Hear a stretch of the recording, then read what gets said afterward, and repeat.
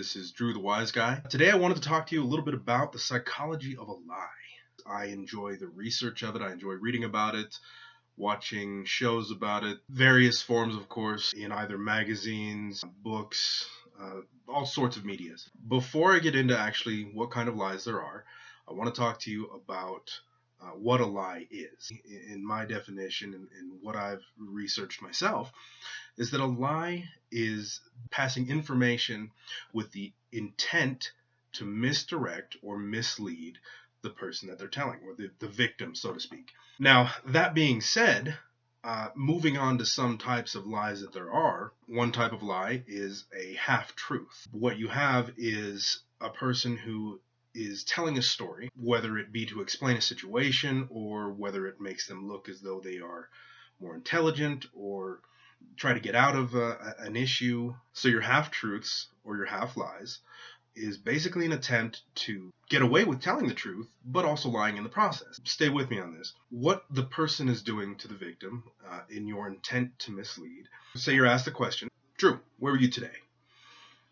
Well, I went to the mall and then I went over to the dry cleaners like you told me, and then I came back home, obviously. Say my half-truth is that I went to pick up the laundry. I have the proof that I went to the laundromat, picked up my dry cleaning, and I brought it home. Of course, since I have the dry cleaning here, I have the ticket or the stub, whichever. But say I didn't go to the mall. Say I was out doing something else that I'm trying to hide from. Okay, now obviously half of my story is true, so it does or will sound more believable in the end. The person or the victim, which is being misled, basically what they're doing is they're saying, okay, well obviously he's come up with some sort of information that says this is true, and he has the proof to show me, so I have no reason to doubt the rest of the story. So your concealing lies are an intent to leave out any truthful information. Okay, and that is a little bit different than your lie of falsification, which means presenting false information as if it were true. Your falsification most times are completely made up stories. Now, a concealment, say on the other hand, that instead I did go to the mall and I did bring back the dry cleaning. However, I didn't tell you that I went to go see this person, but I did tell you the truth. These are the places that I did go. I concealed the fact that I went somewhere else as well. So, half-truths, concealment, falsification, 3 different types of lies, lie is a lie, whatever. Now you have your misdirection lies.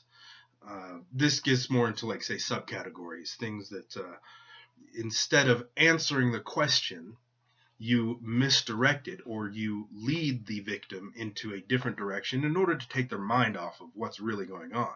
So, Drew, where were you today? Well, actually, I was wondering what you wanted to do for dinner tonight. Or, great story, and I'll tell you in a minute, but I was wondering, what did you do today? What's going on with you? Those are types of misdirecting quotes, just something simple. Now, obviously, not every situation is like that, and there are many other ways to misdirect or mislead. Of course, it's all under the same category of lying. Obviously, I've talked about what is the definition of a lie, and we've gone over some types of lies. Now, here's another thing, though. It is not a lie if you don't know it's a lie. Say you were given false information. Say that somebody told you something, and you passed along the information to someone else, but you didn't know whether it was true or not. You believed it to be true because you were told a lie. And maybe that person lied to you intentionally, maybe they didn't. Maybe this person told you something because that's what they thought, and so they tell you it as truth. Then you pass along the information to someone else, who then will also take it as truth because they believe you for whatever reason.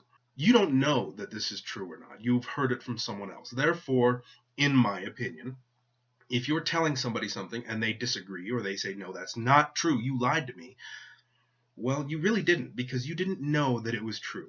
It was not your intention to mislead the person or misdirect them. You did not have the intent to falsify any information or conceal. Now, there are people that lie a lot, of course. There are people that lie for a living. Like, say, poker players. They lie for a living. So say I'm going to a poker tournament. Well, I know that I'm going to be lied to, bluffed. I know that the person across the table from me, he's not going to tell me what he has, or he might tell me with the intent of deceiving me. And that's something that is very general, that is very broad for everyone, because everybody lies. Everybody lies every day. But they're also pathological liars. Now, a lot of times this term is used for people who just simply lie a lot. People who are pathological liars know and they understand the difference between the lie and the truth. And it's not that they don't, or that they don't respect that. It's a matter of them being able to control it or not. And they are unable to control it due to that condition. I wouldn't suggest anybody obviously say, "Oh, I lie because I'm a pathological liar."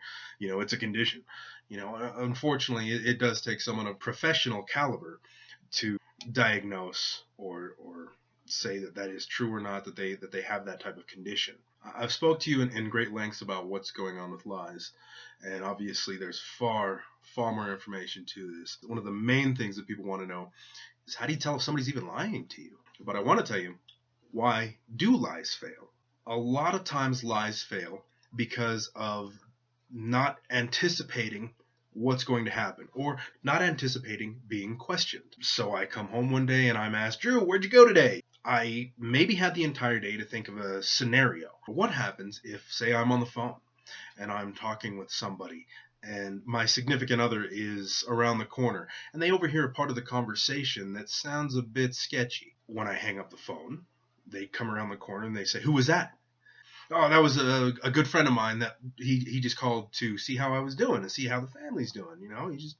We haven't talked in a while. He got a hold of me and we were thinking about doing drinks next week." So that's what's going on. Nothing else. Obviously, that just sounds bad. I'm probably gonna get caught if I tell a lie like that, or if I say that line, if I say it in that way. However, if I had a chance to anticipate what was going on or what was going to happen, I might have been able to come up with a better story. Another reason why lies fail is due to feelings or having an emotional investment. A lot of times people will lie about things because they don't want their feelings hurt. They're afraid of, say, punishment. They are anxious.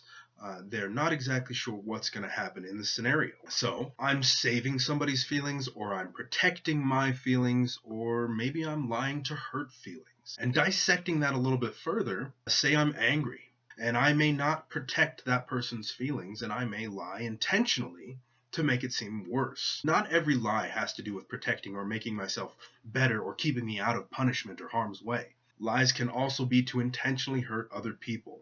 These are just some things to think about. There's obviously a lot of information. One of the people that I get a lot of my information from is Paul Ekman. He's written tons of books on the subject of lies, deceit, detecting deceit, micro expressions. I mean, the list goes on and on and on, and he's an amazing pioneer in this field. And this is, like I said, just kind of the tip of the iceberg as far as lies go. If you are interested, which there will be another video, I will actually better explain maybe how to catch some of these lies. Maybe you know that somebody is lying to you, but you really aren't sure. How can you tell?